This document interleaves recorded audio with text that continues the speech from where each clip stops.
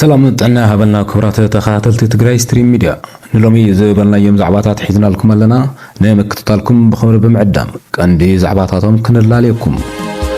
منግስቲ ኣሜሪካን ሕወሓትን ጀነራላትን ትግራይ ብጥቡቅ ከምዘ ጠንቀቀት ሓቢሩ ተወሳኺ መብርህ ኣለና ኣብ ስዑዲ ዓረብ ተኣሲሮም ዘለው ኢትዮጵያውያን ብበዝሒ ድማ ተጋሩ ዝኾኑ ወገናት ናይ ሞት ሓደጋ ኣንጸላልይዎም ኣሎ ዛጊድ እቶም ሸመንተ ብዝሕዝን ኩነታት ህይወቶም ከም ዝሓለፈውን ተገሊጹ ኣብዚ ጉዳይ ኣፍልጦ ዘለዎም ወገናት ሓበሬታ ሂቦም ኣለዉ ሒዝና የለና ኣብ ትግራይ በቲ ዘሎ ሕጽረት ካሽ ማለቱውን ጥረ ገንዘብ ንምፍታሕ ብመንግስቲ ዕላው ዝኾነ መቃየር ዕዳጋ ክወጽእ ሕቶ ቀሪቡ ጽምዶ ካብ ሻዕብያ ሪሞት ምቕባል ማለት እዩ ዝብል ሓሳብ ተላዒሉ ኩናት ናይ ምህላው ዕድሉ ዘምክኑ ነጥብታት ተዘርዚሮም ክነቕርበልኩም ኢና ኩራት ተኸታተልትና ነዚ ሰዓት ካብ ዝሓዝናዮም ዜናታት ንገሊኦም ክነላለየኩም ጸኒሕና ናብ ዝርዝሮም ክነሰግር ሰናይ ምክትታል ኣብ ስዑዲ ዓረብ ተኣሲሮም ዘለው ኢትዮጵያውያን ብበዝሒ ድማ ተጋሩ ዝኾኑ ወገናት ናይ ሞት ሓደጋ ኣንጸላልይዎም ኣሎ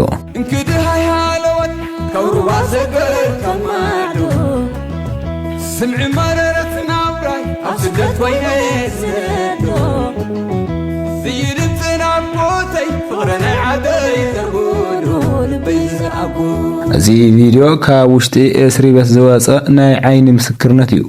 ጉዳዩ ናብ ዓበይቲ ሚዲያታት ክበጽሕ ኩላትና የተሓባበር ድማ ብምባል ውን ጻውዒቶም የቕርቡ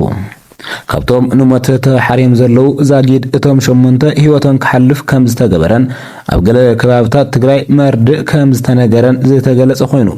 ህዝቡን ነቶም ተቐሪቦም ዘለው ወገናት ንምድሓን ካብ ትግራይ ይኹን ብወገን ኢትዮጵያ ኣገዳሲ ርብርብ ክግበር ጸቕጥታት ከይሕይሉን እቶም እቲ ኩነታት ዝፈልጡ ወገናት ጻውዒት የቕርበሉ ወዲ ወረደ ካብ ፕሬዝዳንትነቱ ጀነራልነቱ እዩ ጎሊሁ ዘርዮ ዘሎ ይብል ስታሊን ገብረስላሴ ወዲ ወረደ ካብ አዲስ አበባ ስልጣኑ ኣናዊሑ ኣብ ዝመጸሉ ቅድሚ ሓደ ወርሒ ዝሃበሪት እዩ እዞም ኣብ ከመይ ዘለው ኣሕዋትና ተኣሲሮም ዘለው ናይ ሞት ፍርዲ ተፈሪዶም ዘለው ኣሕዋትና ብርግጽ ናይ ሞት ፍርዲ ተፈረዱ ኣሕዋትና ብጣዕሚ ዝሕዝን ብጣዕሚ ከም ዓንበጣ ርእስኻ ዝርብሻካ ማለት እዩ ስለዚ ኣነ ቅድሚ 3 ወርሒ ኣብ እስር ቤት እዚ ነይረ ማለት እዩ ስለዚ ቅድሚ 3 ወርሒ ኣብ እስር ቤት ከሚስ ዝተባሃለ ዓዲ ነይረ ቅድሚ 3 ወርሒ ማለት እዩ ሕጂ ግን ኣብ ትግራይ መጽእ ለኸ ትግራይ ዘለኹ ማለት እዩ እዛ ቪድዮ ስራሕካ ዘለኹ ኣብ ትግራይ ኮይኑ ማለት እዩ ስለዚ በረከት ሓዊዎ ተቀኛ ብኣራጊጽሙስ ንገርኑ ተነይርካ ማለት እዩ ኣይ هو ተከለኛ በርግጽ ነገራካ ኣነ ናይ ሞት ፍርዲ ተፈረዱ ኣሕዋትና መዓት የምዘው ኣብ ትግራይ ብስምምዕ መቃየር ዕዳጋ ክወጽእ ይግባእ ዝብል ሓሳብ መጽዩ በመንግስቲ ዕላው ዝተገበረ መቃየር ዕዳጋ ክህሉ ይግባእ ይብል ጋዜጠኛ ጸጋይ ገብረመድህን ለትግራይ ተስማዕሚዕና ወይ በኩፐን ደረጃ ነገር ወይ ባዕልና ንሓትም መዘዋወሪ በቃ ስምምዕና ስለዝኾነ ንጊዜኡ ንሓትም ኣብ መቐለ ሓቲምና ስኻ ኮሚደራ ሒዝካ ተሓደ ኣፍትኪንዮ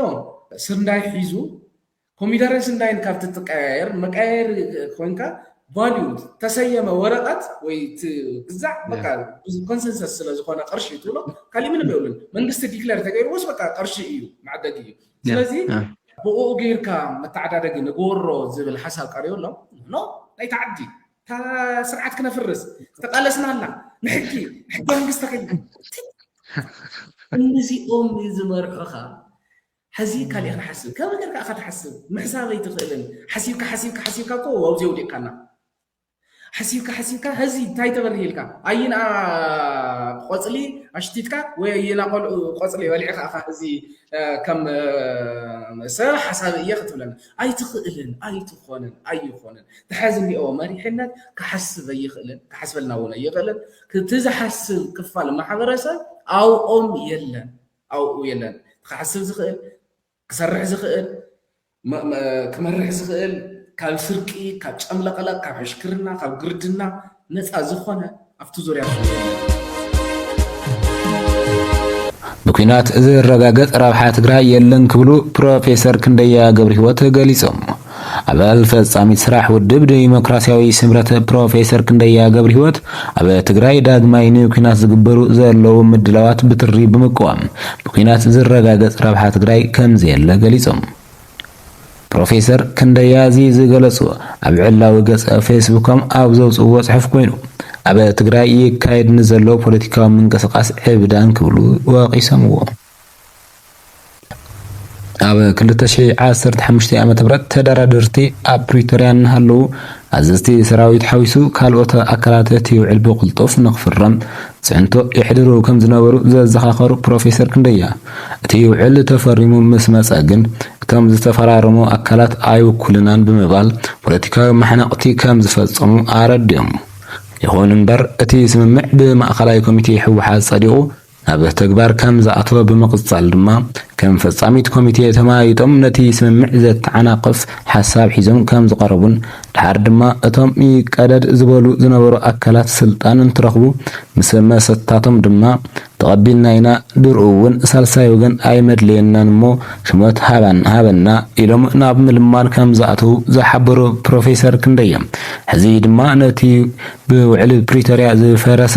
ንዝበልዎ ቤት ምኽሪ ዳግም ንምጽዋዕ ዝግበር ዘሎ ምንቅስቃስ ቀጻሊ ዕብዳን ክብሉ ጸዊዖምዎ ሕዚ ኩሉ ምዃን ምስ ኣበዮም ድማ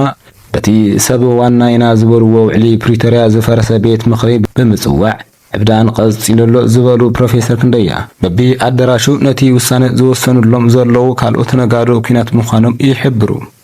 መንእሰይ ትግራይ ግን ነቂሑ ከም ዘሎን ንኩናት ይብል ከም ዘሎን ዝገለጹ ፕሮፌሰር ክንደያ ካሊእ ማሕበረሰብና እውን ኣብተን ኣኼባታት ብዘይምርካብ ወይ ሱቅ ብምባል ከም ዝሓለፎን ብዙሓት እውን ብትረት ይቃወምዎ ከም ዘለውን ገሊጾም ተጋዳላይ ታደለ መንግስቱ ናብ ብልጽግና ይኹን ናብ ሻዕብያ ዝተጸጉዑ መራሕቲ ትግራይ ካብ ሕሽክርና ዝተፈለየ ትርጉም የብሉን ኢሉ ስምዶ ካብ ሻዕብያ ሪሞት መቅባል ካብ ምዃን ሓሊፉ ትርጉም የብሉን ይብል መሰረታዊ ዓንዱ እንታይ ሓሽኪርካ ብሪሞት ናይ ሻዕብያ ኮንካ ሪሞት ናይ ብልጽግና ትግራይ ከም ማሕደር ስለ ዘይፈቀደለይ ሪሞት ናይ ብልጽግና ናይ ሻዕብያ ቅበል ያ ካሊ ይብሉን ኩሉስ ሕሽክርና ካብዚ ከመይ ንወጽእ ኢለ ክሓስብ የዘላን ትግራይስ ከመይ ኢና ባዕልና ነመሓድራ ትግራይ ክመርሕ ይኽእል ያነ ትግራይ ዘይመርሐሉ ምክንያት ስለ ማዓት መንእሰይ ነው ትግራይ ክመርሕ ዝኽእል ካብ ናይ ባዕለይ ኣስኳል ፖለቲካ ኣክሱማውያን ተበጊሰ ማለት እዩ ካብ ስርዓትና ተበጊሰ ማለት እዩ ካብ ናይ ተጋሩ ሕመረት ተበጊሰ ግድን ኣይኮነን ብልጽግና ክፈቅደለይ ሻዕብያ ክፈቅደለይ ብልጽግና ካብ ዘይፈቀደልናስ ንኤርትራ ንኺዱ ከያ ተባሂላ ካሊእ ይብላን ባይዘይ ማለት ኩሉ ሰብ ብናተይ ርዲት ክፈልጦ ዘለዎ ስቱ ጽምዶ ከይድካ ሪሞት ናይ ምቅባል ያ በቃ ጽዑን ተፈጢሮም መሳርያ ኣለዎ ሰራዊት ኣለዎ ማለት ታይዲ የሚለምና ይመስለካ ታ መሰረታዊት ነገር ዘምጽዋ መንግስት ኤርትራስ በቃ ኣለውን የለውን ካብ ዝበሃሉ መንግስታት ሓደ እዩ ኣብ ዓለምና አፍቶም ጫፍ ዓለምናስ ኤክስፒሪየንስ ካብ ኤርትራ ወስዱ ማለት እዩ መንእሰይ ትግራይ ከመይ ይብተን መንእሰይ ትግራይ ፈቆደ ስደት ከመይ ተጥፍኦ ዒሮ ዝመስል ጉድጓድ ኩዒትካ ከመይ ተጥፍኦ ንመንእሰይ ኤርትራ ንመንእሰይ ትግራይ ነባር ፕሬዝዳንት ጊዜያዊ ምሕዳር ትግራይ ኣይተ ጌታቸው ረዳ እቲ ጉጅለ ክብሉ ዝጸውዕዎ መሪሕነት ሕወሓት ናብ ዳግማይ ግጭት ዘእቱ ተግባራት ይፍጽም በምህላው ንህዝቢ ትግራይ ኣብ ሓደጋ የውድቆ ከም ዘሎ ብጽኑዕ ኮኒኖም ኣይተ ጌታቸው ረዳ ናይቲ ተረፍ መረፍ ሕወሓት ናይ ኩናት ከበሮ ሙጉሳም እቲ ውድብ ካብቲ ዝለመዶ ወታደራውን ፖለቲካውን ናይ ኣነ ጥራይ ይፈልጥ ትዕቢትን ክወጽእ ከም ዘይከኣለ ገሊጾም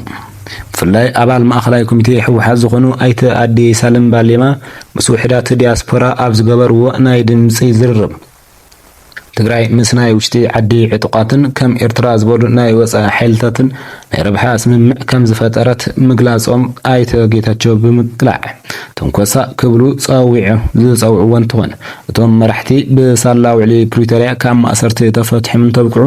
ሎሚ ተገልቢጦም ነቲ ሰላም ዘምጽእ ውዕሊ ፈሪሱ እዩ ክብሉ ይቃወምዎ ከም ዘለዉ ኣይተ ጌታቸው ኣዘኻኺሮም ካሊእ ኩናት ንትግራይ ናብ ናይ ዞባ ኣጋንንቲ ክቅይራ እምበር ዝኾነ ረብሓ ከም ዘይህሉ ብምጥንቃቕ እቲ ጉድኣት ከም ልሙድ ኣብ ልዕሊ መንእሰያትን ሓረስቶትን ትግራይ ከም ዝበጽሕ ገሊጾም ኣብ መወዳእታ መራሕቲ ሕወሓት ካብዚ ናይ ኩናት ድራማ ወፂኦም ንዝቆሰለ ሕብረተሰብ ትግራይ ንምሕካም ክሰርሑ ከም ዝግባእ ብምሕበር እቲ ዝካየድ ዘሎ ናይ መወዳእታ ምንቅስቓሳት ግን ፖለቲካዊ ዕሽነት ዝተሓወሰ ምዃኑ ብምግላጽ ጽሑፎም ደምዲሞም አባላት ፖሊስ ከተማ መቀለ ኣብ ምምላስ ቤት ምኽሪ ትግራይ መሰረት ዝገበረ መድረኽ ዘተ ኣሳሊጦም ኣብቲ መድረኽ ዝተረኸቡ ከንቲባ መቀለ ዶክተር ረዳእ በርሀ ህሉ ፀገም ትግራይ ዘላቂ መፍትሒ ንኽረክብ ንሰላም ተባሂሉ ካብ ዕማማቱ ተወንዚፉ ዝነበረ ቤት ምኽሪ መንግስቲ ትግራይ ብቕልጡፍ ናብ ስርሑ ምምላስ እንኮ መዋፅኦ ትግራይ ከም ዝኾነ ገሊጾም ተሳተፍቲ እቲ መድረኽ ዝኾኑ ኣካላት ፖሊስ ብወገኖም ብርክት ዝበሉ ሓሳባትን ርእይቶታትን ኣብ ምምላስ እቲ ቤት ምኽሪ ዘቕርቡ ኮይኖም ኣብ መወዳእታ ድማ ኩሉ መድያዊ ፀገም ትግራይ ንምፍታሕ ብዝህልዎ ረብሓ ካብ ግምት ብምእታው ተመሊሱ ግቡእ ስርሑ ንክሰርሕ ብምሉእ ድምፂ ከም ዝደገፍዎ ኣረጋጊፆም ኩናት ናይ ምህላዊ ዕድል የብሉን ተባሂሉ ቀጸልቲ ፈተናታትን ዓወታትን ትግራይ ብዝብል ዝተዳለወ ጽሑፍ ከም ዘመልክቶ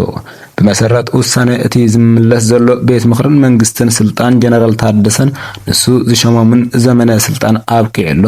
ካብ 25 ንድሓር ሓድሽ ፕሬዝዳንት ብግዲ ወይ ብወዲ ካብቶም ጀነራት ከም ዝቕበል እዩ ተቐሚጡ ዘሎ ነባር መንግስቲ ተመሊሰሉ ማለት ኩናት ይለዓል እዩ ማለት ኣይኮነን ነባር መንግስቲ ተመሊሰሉ ማለት ምስ ኢትዮጵያን በታተኽ ማለት ኣይኮነን ነባር መንግስቲ ምምላስ ሓደ ዘረጋግጾ ሓቂ እንተሃሎ ውዕሊ ፕሪቶሪያ ብዕሊ ምፍራሱ ዘበስር እዩ ክብሉ እቶም ምንጭታት የመላኽቱ ግደ ሓቂ ንድሕሪት 6 ዓመት ተመሊስካ ዝነበረ መንግስቲ ምምላስ ብዝኾነ መዐቀኒ ቅቡል ኣይኮነን ዝበሉ ሓበሬታታት ፖለቲካ ትግራይ ንድሕሪት ይንሸራተት ከም ዘሎ መረጋገፂ ድማ ይብሉ ሰጓማይ ፖለቲካዊ ውዳበን ፖለቲከኛን እንተዝህልወና ኣብዚ ሕዚ እዋን ንድሕሪት ከይተመለስና መንግስቲ ወይ መሰጋገሪ መንግስቲ ንምስረተሉ ብዙሕ ኣማራፅታት ነይርና ንቅድሚት ብናህሪ ንጎየሉ ኣጋጣሚታት ነይርና እሺ ይኹን ነባር መንግስቲ ተመሊሰሉ እዚ ውሳነ ፈለገ ብሕማቅ ፋሉ እውን ኣይምልከቶን ነቲ ኣጋጣሚ ብምጥቃም ሓደሽቲ ለውጥታት ሒዙ ክመጽእ ዝኽእል ቅርጺ እንተሃልይዎ ወቀሳና ንስሓቦ ሕዚ ኣብ ትግራይ ክምዕብል ዝኽእል ፖለቲካ ክልላዊ ቤት ምኽሪ ተኣኪቡ ሓድሽ ፕሬዝዳንት ክመርጽ እዩ ዝተጓደሉ ኣመራርሓ ክትክእ እዩ ድሕሪ መረፃ ፕሬዝዳንት ትግራይ ሕቶታታ ንምምላስ ዘኽእላ ናይ መጨረሻ ትብሎ ምስ ኢትዮጵያ ሰላማዊ ልዝብ ክትፍትን እያ ዝብል ግምቶም የቕምጡ ጎና ጎኒ እቲ ሕጊ መንግስቲ ኢትዮጵያ ነቲ ኣብ ዝቕፅል ኣዋርሕ ዝሳለጥ መረፃ ክትሳተፍ ነቲ ኣብ ነባር መንግስቲ ዝለዓል ድምፂ ዝነበሩ ሕወሓትን ካልኦትን ሓዊሱ ክሳተፉ ብዕሊ ክትሓትት እያ ምላሽ መንግስቲ ፌደራል ኣውንታዊ እንተኾይኑን ብዝኾነ ተኣምር ንዋና ሕቶታት ትግራይ እንተመሊሱ እቲ መፍርሒ ዝበሃል ጉንፅን ኩናትን ክፈሽል እዩ እቲ ካሊእ ምላሽ መንግስቲ ፌደራል ኣሉታ እንተኾይኑ ግና ትግራይ ሕቶ ምግንፃል ዋላ ውክልና ይሃልዋ ንስነ ስርዓቱ ክትሓትት እያ እቲ ውፅኢት ኣሉታ እንተኾይኑ ድማ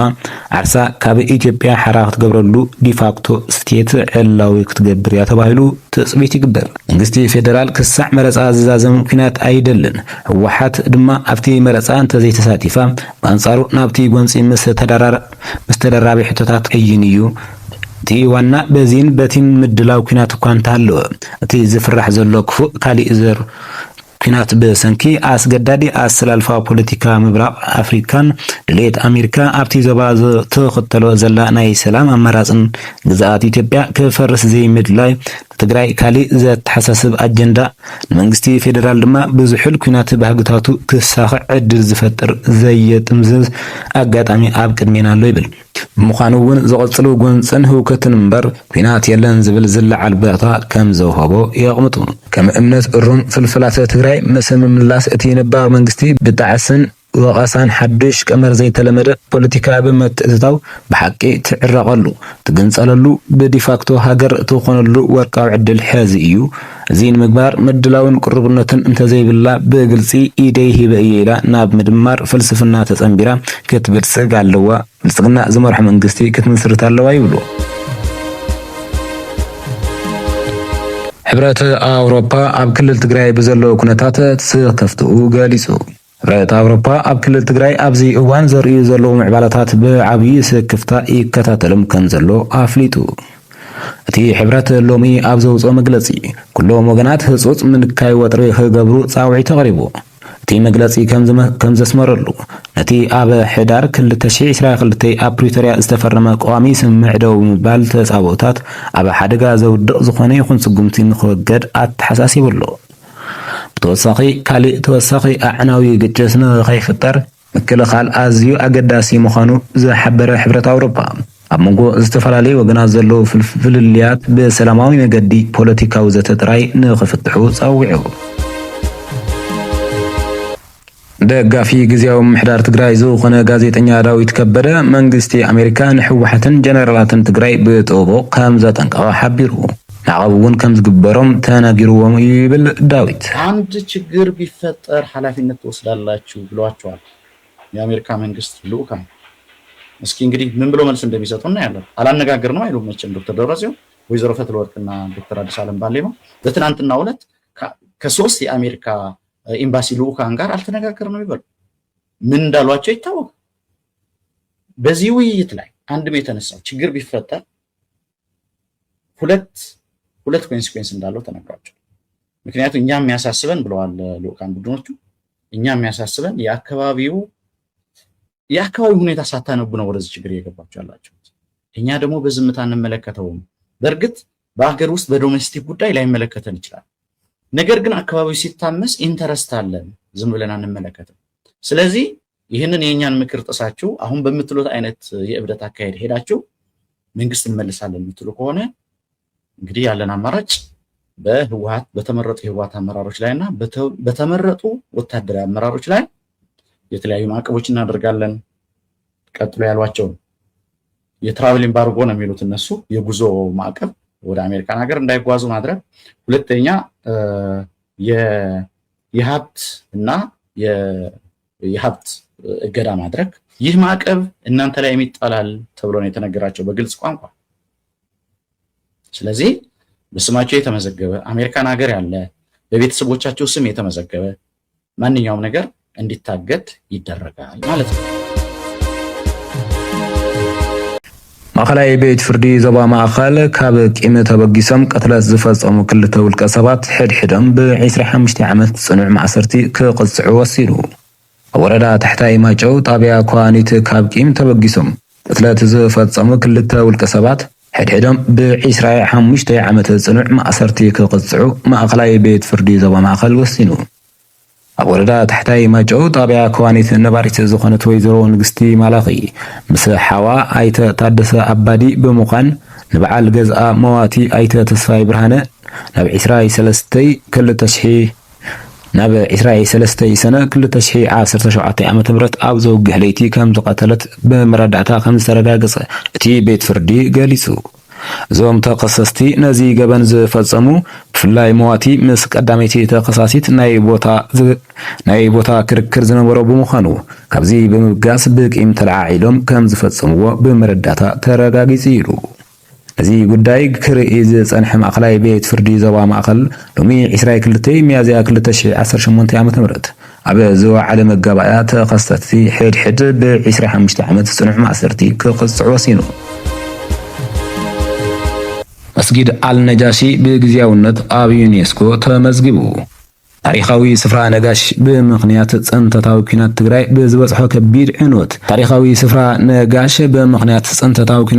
ብዝበጽሖ ከቢድ ዕንወት ብዝተገበረሉ ልዑል ናይ ጽገናን ዕቀባን ስራሕቲ ሎሚ ኣብ ግዚያዊ ዝርዝር ዓለም ለኸ ሓድጊ ዩኔስኮ ተመዝጊቡ ከም ዘሎ ሓላፍ ቢሮ ባህልን ቱሪዝምን ትግራይ ዶክተር ኣጽብሃ ገብረ እግዚአብሔር ኣፍሊጦም እዚ ብስራት እዚ መስጊድ ነጋሽ ካብ ዝነበሮ ስጋት ዕንወት ወፂኡ ናብ ዓለም ለኻዊ መድረኽ ንምስጋር ዝተገበረ ናይ ሓባር ጻዕሪ ውጽኢት ኮይኑ ንህዝቢ ትግራይ ድማ ናይ ሕውየትን ተስፋን ዓብዪ ምልክት ምዃኑ እቶም ሓላፊ ገሊጾም። ኤምባሲ ኤርትራ ኣብ ሕብራት መንግስታት ኣሜሪካ ነቲ ኣብ ዛዕባ ተበግሶታት ምልዓል እገዳን ምምሕያሽ ዝምድናን ኤርትራን ኣሜሪካን ኣመልኪቱ ዘወሃብ ዘሎ ርእይቶታት ምላሽ ይብሉ። ኣሜሪካ ኣብ ልዕሊ ኤርትራ ኣንቢራቶ ጸንሐት እገዳ ብኸፊል ክተልዕልን ምስ ኤርትራ ዘለዋ ዝምድና ከተመሓይሽ ዓብዪ ዜና ኮይኑ ቀኒ እዩ። እንተኾነ እዚ ተበግሶታት ነቲ ጽኑሕን ምስሩትን ፖሊሲ ዝምድናታት ወጻኢ ኣሜሪካ ዝጻባእ እዩ ብዝብል ገለ ተቋሞታት ይስምዓሉ።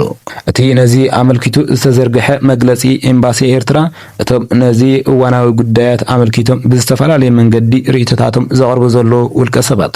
ናጻ ተንተንቲ ተመሊሶም ዝቐርቡ ተኸፈልቲ ምዃኖም ብምጥቃስ ናብ ዝበለየ ዝተመረጸ ትረኻታቶም ተመሊሶም ጥርጣረታት ከእትዉ ይፍትኑ ከም ዘለዉ ወቂሱ። ባርከስ ዝኸበርኩም ተኸታተልቲ ትግራይ ስትሪም ሚድያ ንሎሚ ካብ ዝሓዝናዮም እዚኦም ይመስሉ ነይሮም። ሰላም ንመላእ ህዝቢ ትግራይ፣ ሰላም ንኹሉ ወዲ ሰብ።